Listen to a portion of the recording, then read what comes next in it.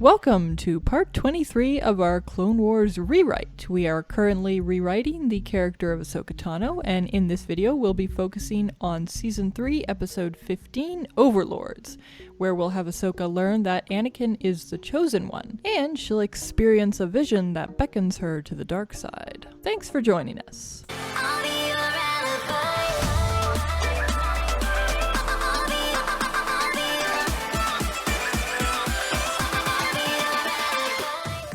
So for Season 3, Episode 15, Overlords, we wrote that Ahsoka takes on the role of Captain Obvious in this episode. It's like the writers legitimately didn't know what to do with her for the entire episode, so they just turned her into the unwanted narrator. But also when confronted by her future self, Ahsoka claims that she trusts Anakin with her life when there are many later scenes that suggest otherwise. And probably earlier scenes too, but we weren't as well versed on her behavior throughout the series as we are now. True. Okay, so I just, because we've got some notes here in our little side document where we're keeping track of all this stuff. So we had some ideas for this arc, basically how in our reaction series we kind of mentioned that the first episode it does break lore, so we can't get around that because the way we're fixing things, we're basically sticking to the same plots, so we're unfortunately going to be breaking lore as well. But the first episode is pretty good on its own. Like, it's intriguing and it's got a really cool ending and brilliant visuals. But then they've got 2 more episodes in the arc that are just kind of like, what is this here for? Exactly.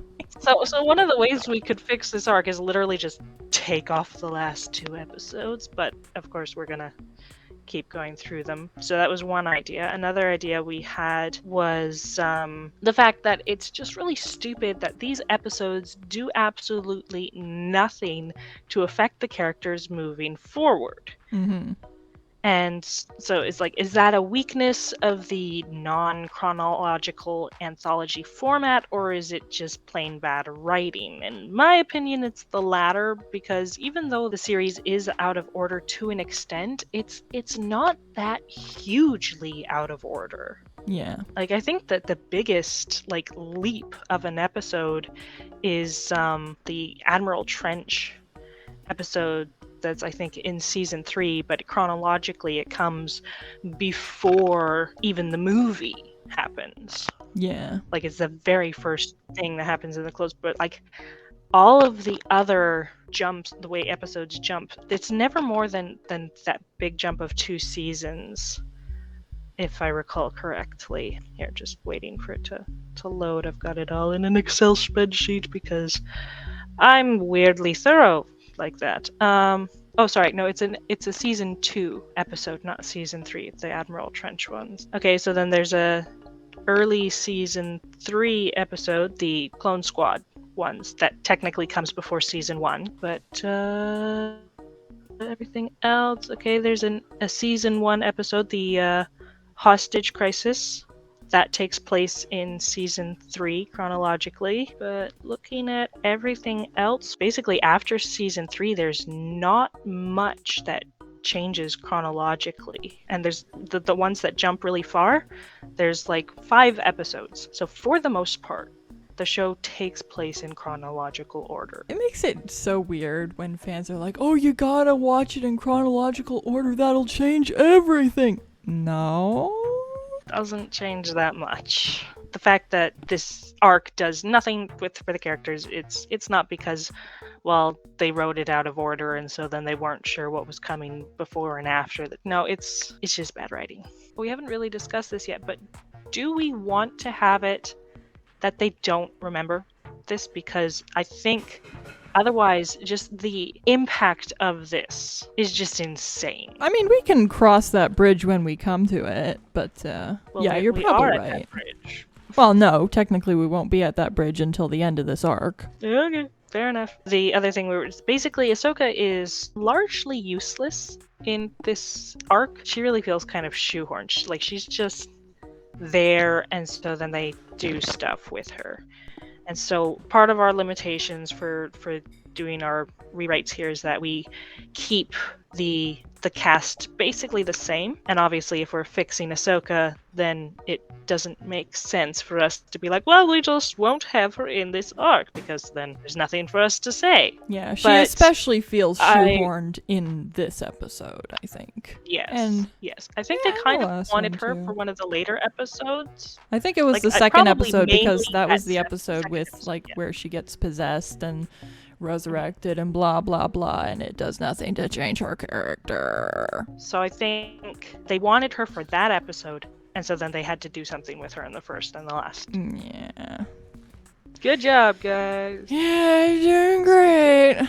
But I had a bit of a thought experiment. Like, what would this arc kind of look like if it wasn't Ahsoka who was with them, but maybe like Padme or something? Like, how would that change the story and perhaps improve like the dynamics of the character interactions? She's just the first one who came to mind for me, but like maybe Plo Koon or Rex is the one who goes with them rather than Ahsoka. Yeah, I think Rex especially would be really interesting to see in these episodes.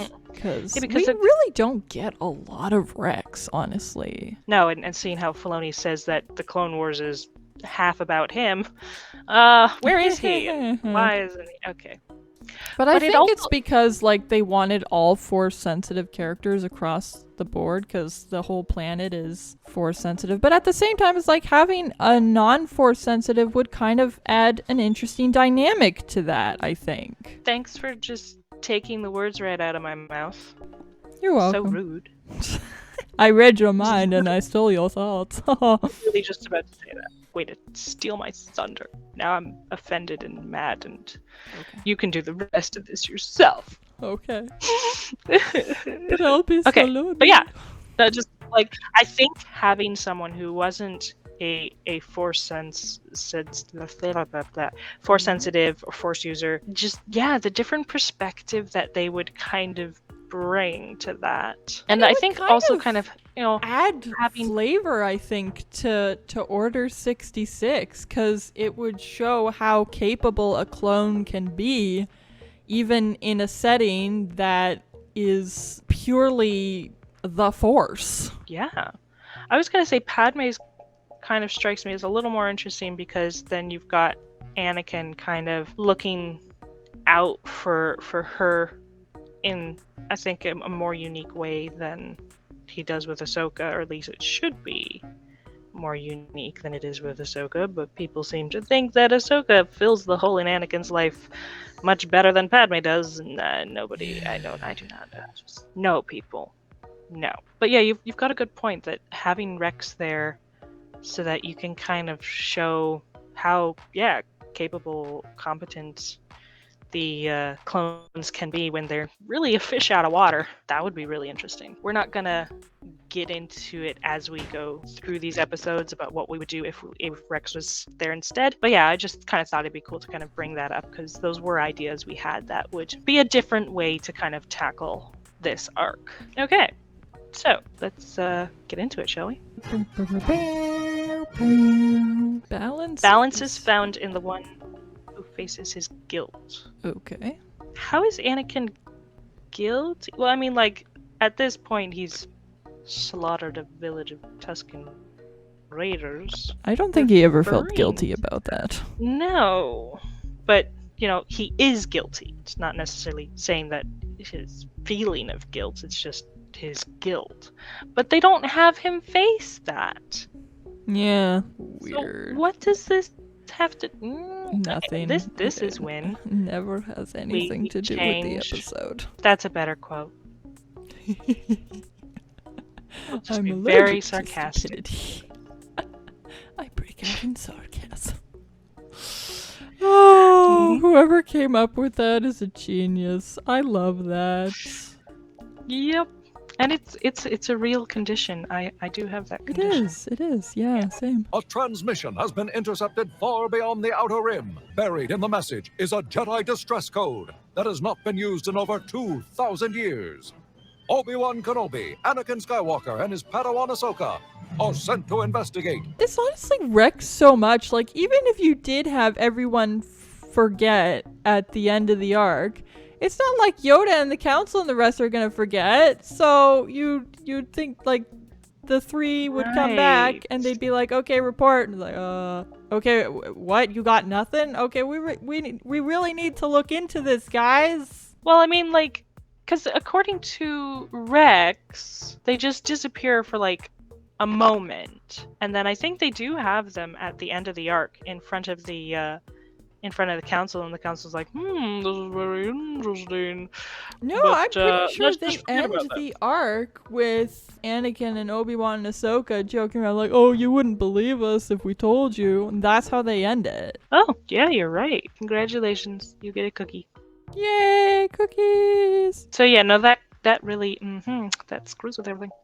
Mind you, we could add them going to the council and being like, we went there, we checked, and there was nothing. It's just a fluke, some weird disturbance in the force. Okay. Unable to find you. Where are you, son? Something's blocking the signal. Everything's dead. Even the life support. See, nothing to be concerned about after all. Then what's that?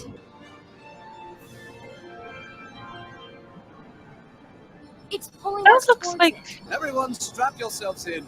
Looks as though we're going for a ride. Yeah, no, basically all she says is obvious. Something's blocking the signal, and then everything's dead, even the life support, and then what's that? It's pulling us towards it. Yeah, it's pretty bad. I wouldn't have her say So- nothing.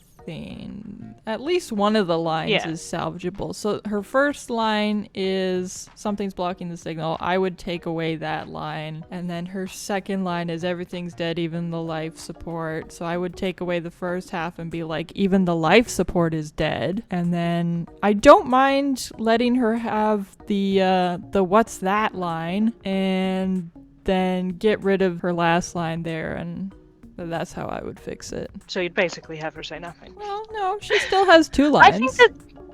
I think the something's blocking the signal is fine, right? Because she's not just saying the obvious. It's not obvious that something's blocking the signal. The everything's dead is the obvious part, but what if she's like, let me try to reboot the system or something like that, and then it's not working, and then Obi-Wan has his line of, this is really strange, and then it powered back up, and he's like, oh, you did it, and she's like, nope, that wasn't me, and then Anakin's the one who's like, wait, what's that? Oh, in that case, though, I think it'd make more sense for Anakin to reboot the system. This is where I don't entirely understand the role of each person in the cockpit, because they always have that person in the back, and it seems like they're kind of in charge of navigation and systems and stuff like that. Whereas, you've got the person in the front who's the pilot and then their co-pilot. So I think Ahsoka's role in this case is in charge of systems. Yeah, I don't know how that works either, so I guess I'm willing to let it slide. And then, yeah, nobody says it's pulling us towards it because that's awful. Well, again, like, what is visually obvious? Would it appear to the audience like they're just flying towards it and not trying to do anything to stop? Or, do you need to have a character say, hey, it's pulling us towards it? Maybe have You understand what I'm Anakin saying? kind of like scrambling Try to put the brakes to on, pull on his, essentially. Yeah, like I would have him try to move away from it, and then even though he's turning the control stick, Maybe he says like the really far, controls aren't responding. but something like that. And then Obi-Wan's like, strap yourselves in, look as though we're going for a ride, and then everything goes white. I see the light. I must have blacked out. Well, then who landed the shuttle?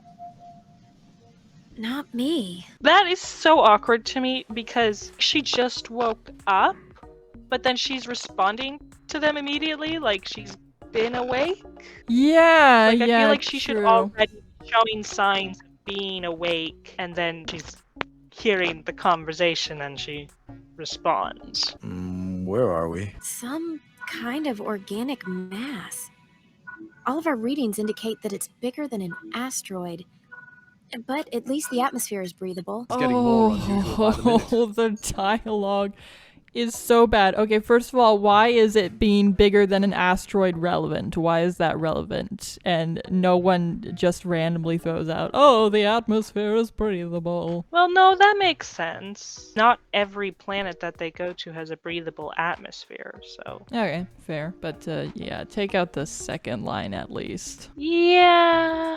This raises the question, like, they just saw what they were going into. So unless they think, okay, we're somewhere else now instead of in the thing that we saw, like, that was obviously clearly bigger than an asteroid, but it didn't look organic, so it does kind of like make sense for her to say, hey, this is some kind of organic mass. But then yeah, that leads into, well, if now we're in an organic mass, on an organic mass, then are we in the same place that we saw we were getting pulled into, right? So, and how big is the thing that we're on? And I don't know how big asteroids get, or what asteroids typically look like, so I don't know if it should be obvious from looking out the window if they're not on an asteroid. I don't see how determining the size would equate to, oh, we must be on the thing that we saw just a few seconds ago. Fair enough. So yeah, I'd have her, some kind of organic mass. The atmosphere is breathable. Maybe have her ask, like, shall we go investigate? Or, I don't want to say explore, because that makes it sound like, let's go exploring! So I think investigate is a better term to use. To make it a little less awkward, I think I would kind of mash the two lines together and have her say the readings are showing that the atmosphere is breathable. Oh, okay. Yeah, some kind of organic mass. Our readings indicate that the atmosphere is breathable. I can't even lock down where in the galaxy we are, or if we are even in our own galaxy. Well, the ship's systems seem fine, but for whatever reason, nothing's working. Without a word, she's just like, I'm just gonna leave. So that's why I think it'd be better to have her be like, should we investigate? And then have Obi-Wan say his lines, because like he's, he hears her, but he doesn't like respond to her right away because he's still kind of focused, like he's trying to lock down in the galaxy where they are, and then he says, I can't do that. And then Anakin's like, well, we can't get out of here because even though the system seems fine, it's not working. And then have Obi-Wan respond like, yeah, okay, let's go investigate. And then I don't care if Ahsoka goes out first now that it's kind of like, okay, this is what we're gonna do. Yeah, I would have Obi-Wan go out first. I don't think it matters, but sure. Hey, I saw something. That line is so, like... It's very poorly delivered. Yeah, that's what I... Just like, it's so dead. Hey, I saw something. Yeah. Like, this is season 3. Was she just having a bad day? Reflection up on the hill. And like her I don't next see line anything. isn't as bad. It is so pretty, so pretty. Are you the one? What? Did you hear that? I didn't hear anything. And Ahsoka apparently didn't even hear Anakin ask if she heard anything. So she's just completely deaf. Why doesn't she even look at him? Wrapped up in the beautiful scenery, I guess. I'd have her look say at him me and neither. shake your head. Yeah, or just say me neither. I wonder if they're kind of going for like a Lord of the... Like when they go to Lothlorien and Frodo hears Galadriel's voice in his head, I feel like that's a knockoff of that moment. But yeah, so he's like, did you hear that? If you think about it, she never does that again, and neither the father or the son do that kind of thing either, so it's kind of out of place. Are you the one? And And it's then so weird, yeah, 'cause suddenly she's there. And suddenly they're hearing her. Yeah, I would just take out that whole part where Did you hear something? he hears her in his head and, oh yeah, did you hear something? Nope. Yeah, just get rid of that. Hello. Who are you? The way Obi-Wan says hello. I know, I was just about to Hello. Oh, I don't blame him, she is very pretty. I'm not actually committed to Satine, Even the way Anakin says, "Who are you?" though, it sounds kind of like, "Hey, man, you're married." Like, I understand, but still, what is with these guys? Falling all over themselves. Bunch of morons. I am daughter. She's so tall. Watch her, like, she's moving even in between steps. like she's Just kind of floating along the gliding. ground. Like she's roller skating. There you go. She's roller You skating. can't see the skates on her feet, but she's definitely roller You notice skating. that the force is very strong. An intersection unlike anything I've ever felt before. Be wary. Good thing we just looked at Ahsoka's face for a full second. What was the point of that? It's like- I guess it was kind of showing her reaction to Obi-Wan saying be wary, but like in that case, why not show Anakin's reaction too? Because she looks And kind I of don't know, grim, it's- and it makes sense like- to me. But yeah, show Anakin's But, reaction too. Her expression doesn't change at all. Like, watch her expression for this Very conversation. strong. Is there any An change intersection unlike between anything I've ever before felt he says before. that and after he says Be that? wary. Yeah, It's I don't just know. Cut it out then, Her I guess. face. Otherwise, I don't have a problem with, like, if they gave her a line or like, you know, she kind of nods her head there, just kind of like, yep, got it. I wouldn't have a problem with it. But it's just, here's Ahsoka's face for no reason. Yeah. Because it's not a reaction shot, because her face is not changing from what it was before. Yeah, true. Who are you taking us to? The father, of course. Of course. Of course. And what exactly? I do like that response. Because It it's is my funny. reaction, that's my reaction too, right? Yeah. So it's completely believable response. I would expect at least one of the characters to have that response. But here's, like, what do we want to give her to do? Because we're having the same problem that the writers had. Like, she's just here for the second episode. So Yeah.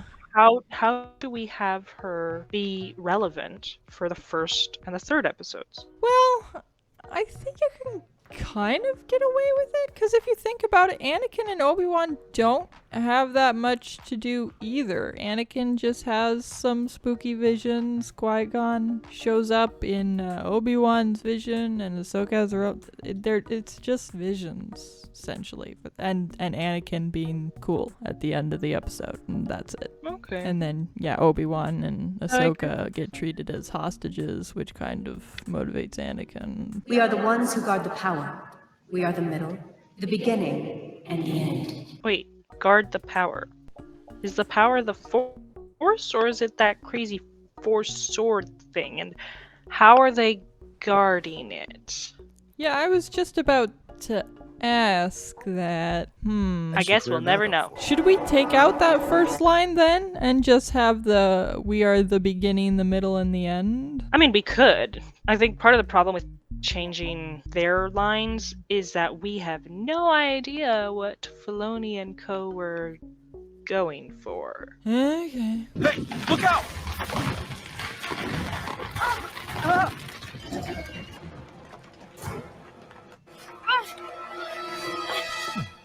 Thank you. You're welcome. I would switch that around so Ahsoka's the one who falls and Obi-Wan helps her up. Yeah, I'd be fine with that. That was my brother's work.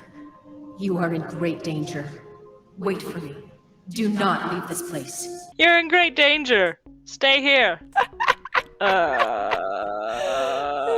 So dumb. And then I love how 3 Force users can't budge a piece of rock.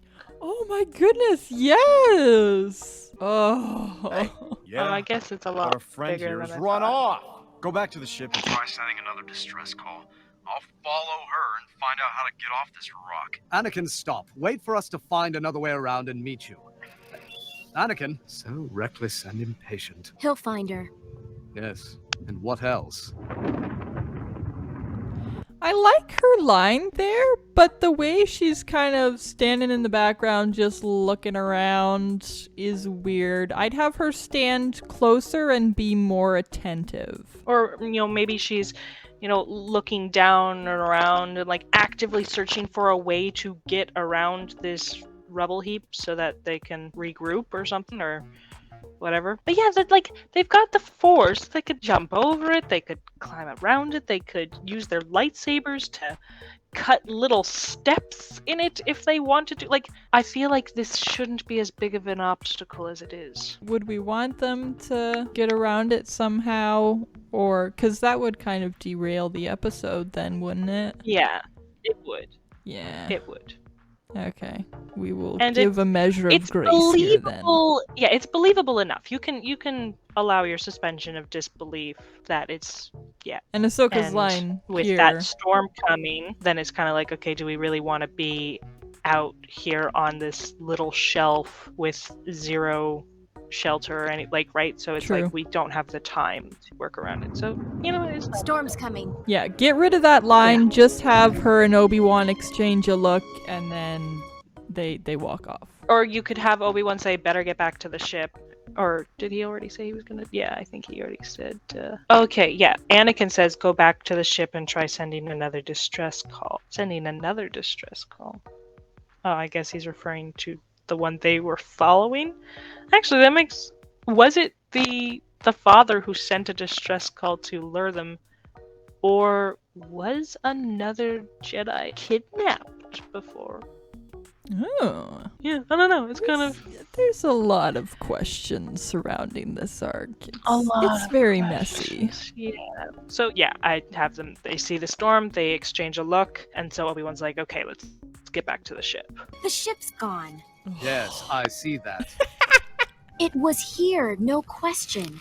Oh, please stop, woman. I would have her just ask, where's the ship? And maybe Yeah, or maybe you could just Obi-Wan change your answers, tone maybe he instead of being like, "The ship's gone." Be like, "The ship's gone," right? Like feels, you could have feels her a little be too obvious more still, like, though. yeah, because they can clearly see that the ship is gone the moment they kind of round the corner of that mountain there. Exactly. But they wait until they're standing right in front of where it's supposed to be, and then she's like, "Ugh, the ship's gone." It's so dumb. So, would we have Obi-Wan answer or no? Because saying I don't know like, you also could feels obvious. You could have it that you just kind of back up where they are, like follow them as they round the corner, and then have Ahsoka immediately be like, "The ship's gone," and then maybe Obi-Wan is right behind her, and he's like, "Oh." I do like the way that he kind of responds calmly, though, but also with his sassy little like, "Yes, I see that," which is just like he's just like, "I do not want to be dealing with this right now. Like, I got enough to deal with right now." So like, when the plants start I just dying, I'd have Ahsoka just be like, what's happening? Instead of stating the obvious again. Like, this scene is particularly bad. Yeah. 1, 2, 3, 4 lines that are just, because storm's coming, the ship's gone, it was here, no question, and look, everything's dying. Wow, Ahsoka. Thank you.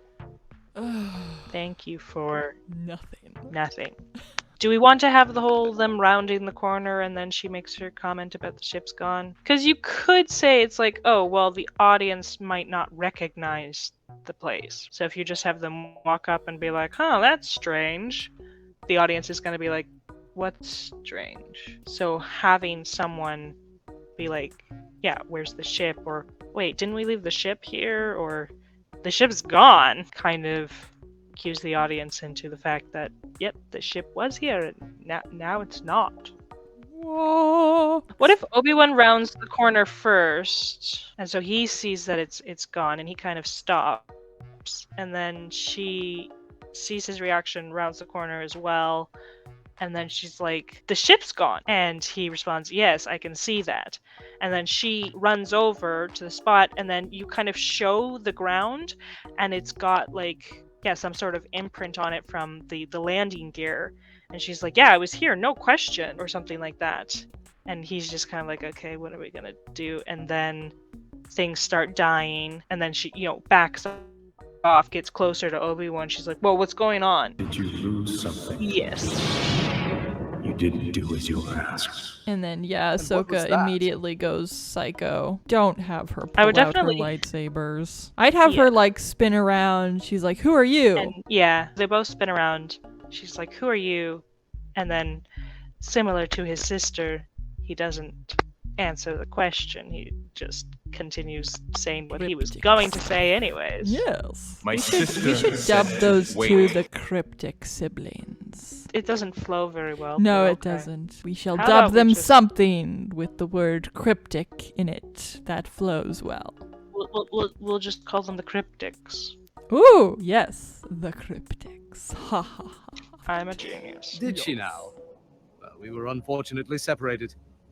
We'd like our ship back if you don't mind. Look at her face! Always. And yet she's still just hovering there with her lightsaber, like, come on, I got this. You know, you want to try anything? I'm right here. I'm right here. I'm right here.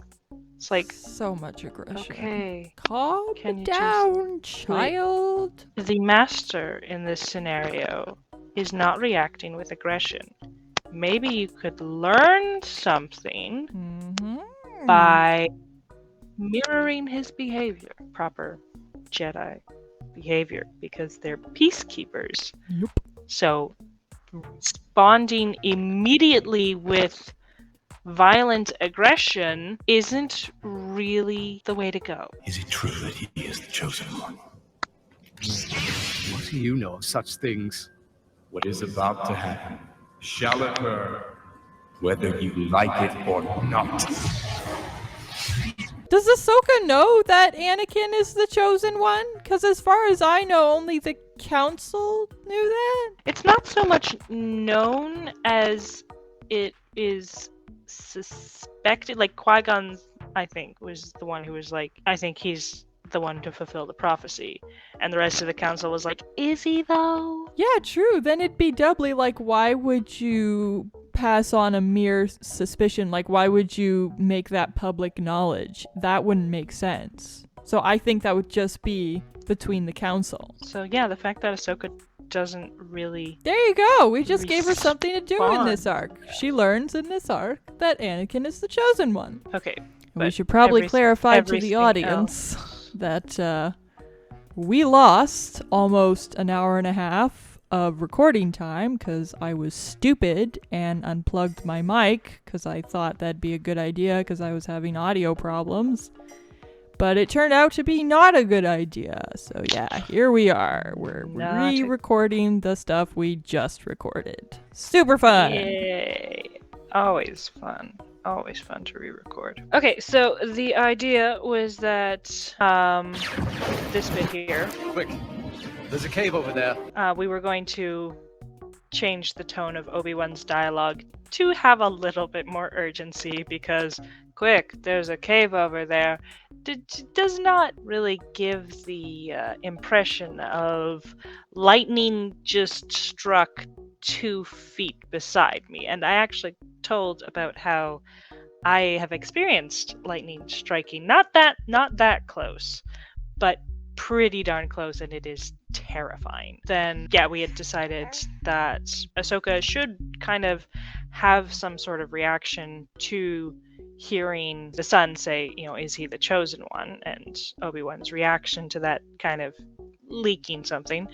So then they run into the cave here. Basically, we cut from this shot of them running to it to a shot of them running into it, shaking, you know, some water off, whatever. And Ahsoka says something along the lines of, Master, what did he mean? What did he mean when he said Anakin was the chosen one, or something like that? And originally we debated whether or not to have Obi-Wan respond to that, but we ended up deciding that Obi-Wan would explain about the prophecy and how Qui-Gon and then himself kind of believe that Anakin is the chosen one. We didn't really discuss whether he would explain about the council's view on it, but I don't know. That's not really important. It would probably just get exposition-y at that point, and most of the audience would already know that information about how the council feels about it. So you just want to keep it very brief. And then, yes, it cuts to Anakin, and so we skipped over all that and got to this bit here. Have you trained the boy? Master Qui-Gon, how are you here? I am here because you are here. No, I don't understand. What is this place? Unlike any other, a conduit through which the entire force of the universe flows. Are we in danger? This planet is both an amplifier and a magnet.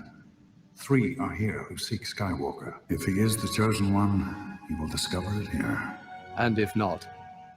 And you must realize with his power, this is a very dangerous place for him to be. So we kind of discussed basically his conversation with Qui-Gon kind of comes off like a bit of an exposition dump about where they're at. But it also doesn't really make sense for Obi-Wan to be all jumpy and like whip his lightsaber out, and then after Qui-Gon's like, oh, well, I'm here because you're here, then he just kind of relaxes, like, oh, okay, then I'll trust you. And just, yeah, starts asking the questions and talking with him like, yeah, I do believe that you're actually Qui-Gon. And it just didn't make sense to us to have him go from that guarded to that trusting so quickly.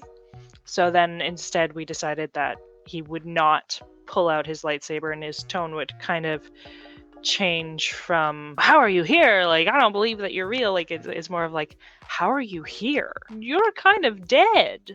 So how's this happening? And then, yeah, he still explains that he doesn't understand when Qui-Gon gives his cryptic answer. But by not having the lightsaber and that level of guardedness, then it kind of makes that transition into kind of just having that dialogue make more sense. But we were really confused because Qui-Gon says, if he's the chosen one, he will discover it here. And Obi-Wan says, well, and if not? And Qui-Gon says, then you must realize with his power, this is a very dangerous place for him to be in. So it's like, okay, well, is Obi-Wan asking if he is not the chosen one?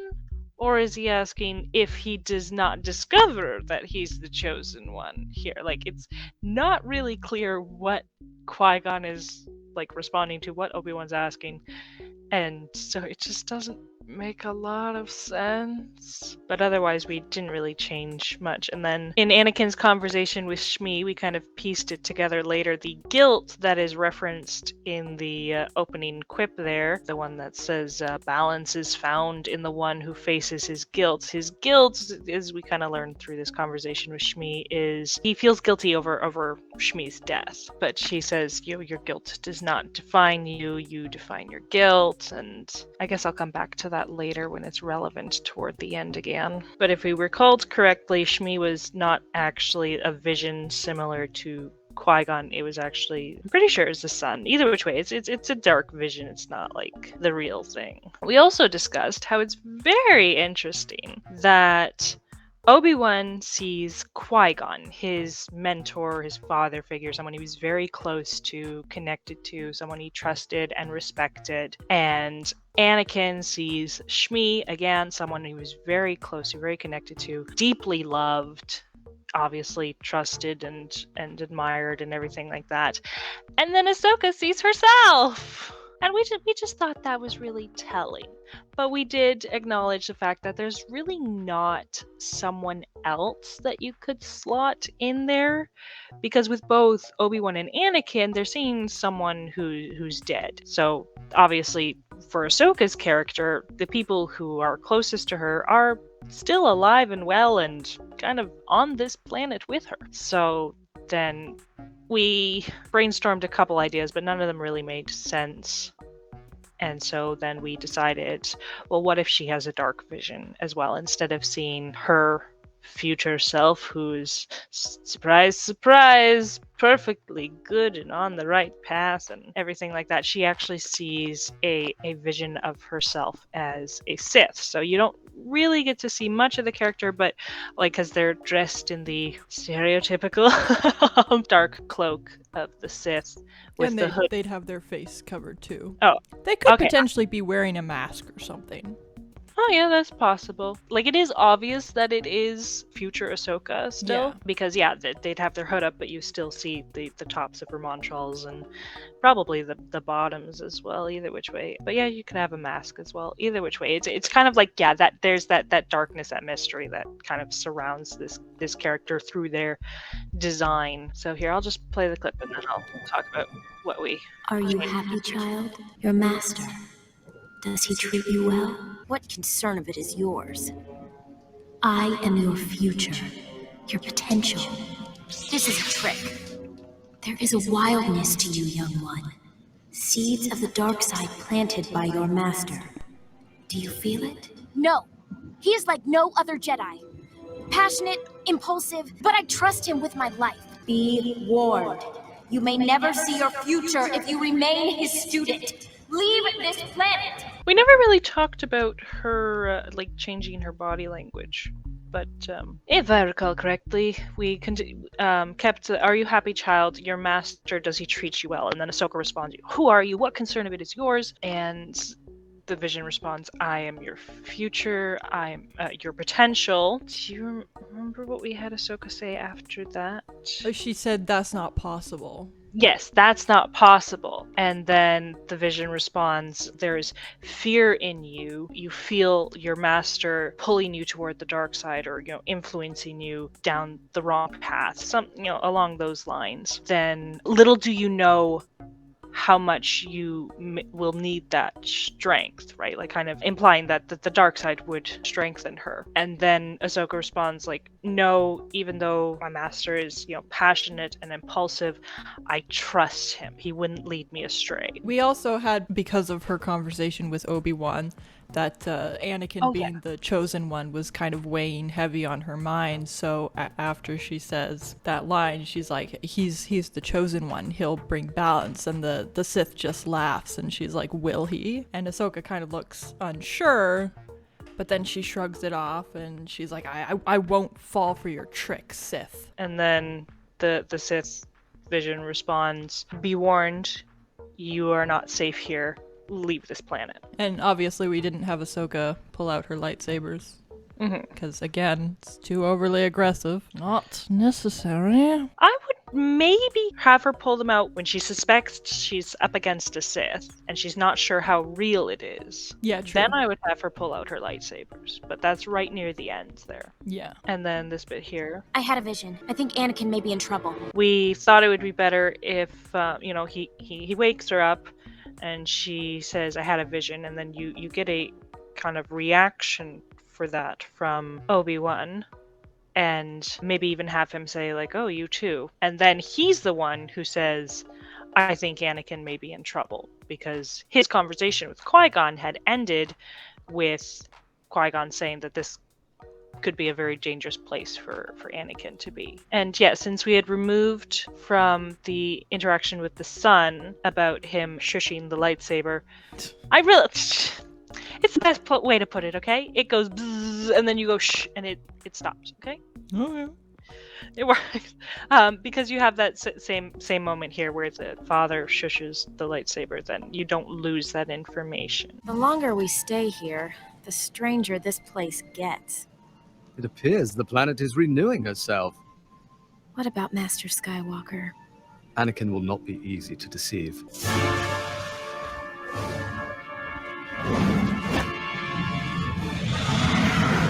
So I pointed out how they have 0 Jedi sense on a planet that is, like, literally the Force. And we also pointed out how the conversation was a little too casual, given the situation. Yeah, no, we better go find Anakin. You might be in danger. And then, just a casual stroll through the middle of nowhere because we have no idea where we're going. And then, yeah, the clunky, awkward transition to, "Oh, what about Anakin?" It's like, and then it makes no sense that Obi-Wan's like, "Oh, don't worry, he won't be deceived." It's like, what? Where's the concern for deception factor in? Why did you come to that conclusion? Yeah, Qui-Gon did not mention anything about Anakin being deceived, So basically, you kind of had an idea for how to change that, so. Yeah, so Ahsoka's opening line we kept. So the longer we stay here, the stranger this place gets. But then Obi-Wan doesn't answer, and he looks kind of worried, so she puts her hand on his arm, and he's like, "I'm worried about Anakin." And she doesn't say anything, she just looks worried too. And then you see the son and the daughter, and like right as they dive, then Jedi senses kick in. So Obi-Wan turns around, and Ahsoka senses it right after him, so she turns too. They pull out their lightsabers, but then it just cuts.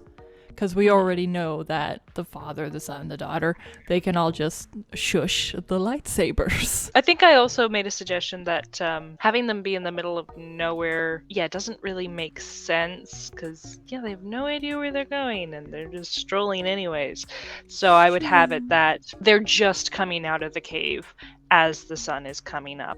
The only problem I could potentially see with that is that because we jumped to Anakin right after, they're like, oh, Anakin may be in trouble. Like, there is that sense of time passing there, so then if we come back to them and they're only just exiting the cave, then you might have it like, okay, what were they doing? Why were they just sitting there? But I think you could count on your audience to infer that, okay, maybe this took place faster than, and it's really only the conversation between Anakin and the father is, like 2 minutes? So it's not that big of a leap that you can assume they did start moving right away, but they're just coming out of the cave now as the sun is just coming up. And then this next bit. It is time to face your guilt and know the truth. Yeah, that whole guilt thing came back up again. So then we went on a bit of a tangent about that, which was kind of resolved shortly. So Whatever he wants! Don't do it, Master! I have ordered my children to kill your friends. The question is, which one will you choose to save? yeah, so basically the things we talked about there was Alibi kind of mentioned how it's interesting how the son is the one who has Ahsoka and the daughter is the one who has Obi-Wan, because it just kind of seemed fitting that Obi-Wan is carried by the light side and Ahsoka's carried by the dark side. What with Obi-Wan being such a great Jedi and Ahsoka, especially in the original version here, just being, she's kind of caught up by the dark side there, so. Just a little bit. We also kind of talked about how in this version, in the original version, the darkness in Ahsoka is anger, is aggression, whereas in our version it's fear. And in our version we're trying to have Ahsoka, she's aware of it, she struggles with it, and she's trying to process it, deal with it. Whereas in the original version she seems completely oblivious to it or just fully embraces it, and nobody sees a problem with that. And it's kind of interesting to think about, because remember Yoda's line in the prequel, how the journey to the dark side starts with fear, because fear leads to anger to hate, and hate to suffering. So it's kind of weird if you think about it, because Ahsoka's character just like jumped straight to anger and stayed she's very there. angry and hateful. Yeah, true. Anger and hate. She's like permanently stuck in that stage, and we're supposed to believe she's the bestest Jedi ever. But yeah, we have her start off realistically at the beginning of the journey to the dark side. So she's just starting to kind of fall prey to the dark side, and it makes more sense that she'd be able to resist it if she's only in the first stage. And it's also because it's kind of this like character conundrum as well, that it just kind of hit me. Like, she's afraid of dying, but she knows that fear leads to the dark side, so then she's also afraid of that fear leading her to the dark side. So it's like a double fear. Yeah, true. And actually, then we talked about this whole weird facing your misplaced guilt is, the whole message is weird. Yeah, I was gonna say, basically it kind of struck me, I think what they're trying to go for here, this guilt, is that he feels like he chose the Jedi over his mother, and so then he has this guilt over her death, that he wasn't there to protect her. And so then now he's being forced to choose again, but then of course he chooses both. And it's not quite like, it doesn't really work for his past situation, because he wanted to have both. He wanted his mom to come with, but obviously that couldn't happen. And being how young and powerless he was, like, he couldn't have made that happen. And if he had stayed, it probably wouldn't have helped anyways. So yeah, it basically, like, because he was a kid, because he was in this, like, you know, impossible situation, like, that he had no control over, like, he should have no guilt, right? Like, his guilt on himself is misplaced. He doesn't have fault there, but then the show is kind of saying, oh, well, he's now facing his guilt, and then, you know, he'll be able to, you know, like, utilize the force, and, you know, like, he'll be balanced and stuff like that, or whatever. Like, I'm not entirely sure, but ultimately there shouldn't be this message of, oh, if you just face your misplaced guilt, then balance, yeah, good things. And I don't even know what they really mean by facing your guilt, right? Is it just like, yes, I have this guilt, or is it, again, they're so vague, so that they sound deep. But it's not deep. It's not. Anyways, getting back to how we were gonna fix things with Ahsoka, basically, we didn't have a problem with her line about whatever he wants, don't do it. We figured it was believable enough that she would assume, obviously, this guy wants something and such, but we were definitely going to change her tone. She'd be more scared, because she literally just had this force vision being like, hey, you're in danger and you need to go. And then they didn't go because they needed Anakin, right? Like, she's loyal to Anakin. She's been a student to Anakin, and so she's obviously going to try to get to him first, and that lingering has led to this. So then she's really freaked out, and then she hears the father say, oh, by the way, I've ordered my children to kill these people. And so then, instead of having this really pissy, angry, if I get my hands on you kind of face, she would be very scared. Save Ahsoka! We talked about how it's very in character for Obi-Wan to be like, nope, don't worry about me, save her, and so we would definitely keep that. We also noted how it's interesting how Ahsoka went from, I'm gonna wreck you face, to suddenly being like, oh, ow, I'm hurting, poor pitiful me, save me.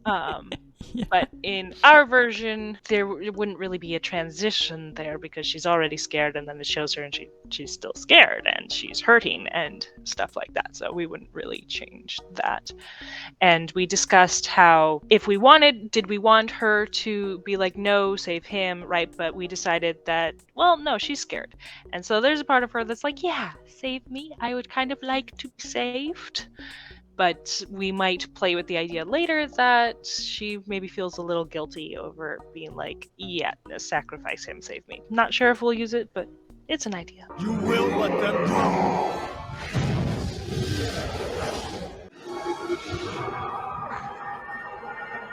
We also decided to change Ahsoka's expression there to one of just sheer awe. Yeah. She's now heard that he's the chosen one, and she's seen what that kind of means. And we also just mentioned how much we really like this scene. Yes. It's really cool. Okay, and then this moment here, we were gonna kind of have it that's like, yeah, she runs toward Anakin, because obviously he's kind of in control of this situation here, and she's vulnerable all by herself. And then the sun starts coming back toward her again, and in this version she pulls out her lightsaber. But in our version, because it's already been established that these three Force people can just whoosh and turn off your lightsaber. So I suggested that we have Ahsoka force push the sun instead. Or try to at least. Try to at least. I would have it like not really work. Yeah, but Anakin basically takes over right away. Yeah. So, but yeah, there'd be that mixture of she's like there's just like so much happening right now, and so I'm not even sure how to describe what her expression would be, but it would definitely like kind of just be this overwhelmed kind of like. I was gonna mention the changes when the son and daughter change from their like person form to their beast form. Like, those are just such smooth transitions. I do love them. Yeah, it's not bad. The animation in TCW has beautiful moments, and this is where we found out that an hour and almost a half had passed of us talking away, but nothing being actually recorded. Yeah, to say I was pissed off would be putting it lightly. But hey, on the plus side, it's a really fast process to reiterate. Mm-hmm. We should So. do this more often. No. No. I've taken your test. Now fulfill your promise and let us go. All of you leave us. Do not trust him. You think? Again, Captain Obvious. I love how, after everything that just happened, Ahsoka and Obi-Wan's expressions are just like, okay. And then, Yeah, they're just like A-okay with it. He's like, leave. And they're like, okay. yeah, and then I was gonna say, like, do not trust him, but we're going to obey him. Yeah, no.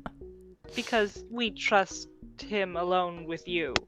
Because look at where that led to last time. Would we want Anakin to kind of be like, yeah, it's okay, guys, you can go? Or would we want them to be like, no, the three of us are sticking together this time?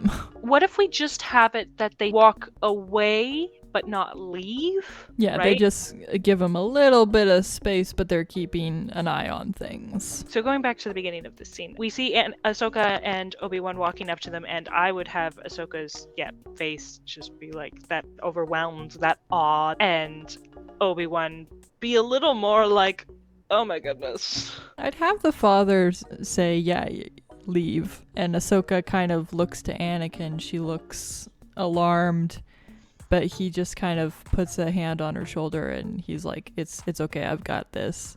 And Obi-Wan's like, wait, Anakin. And Anakin's like, nope, I've got this. So Obi-Wan and Ahsoka just kind of exchange a look, and then they just give him a little bit of space. Ready to get out of here? I think I'd actually have Ahsoka kind of standing by Anakin, or like just behind him or something, and you can see she kind of wants to say something, but then she decides against it and she goes up the ramp. But again, like the way this episode ends, it's like, it's just such a great, like, it feels complete.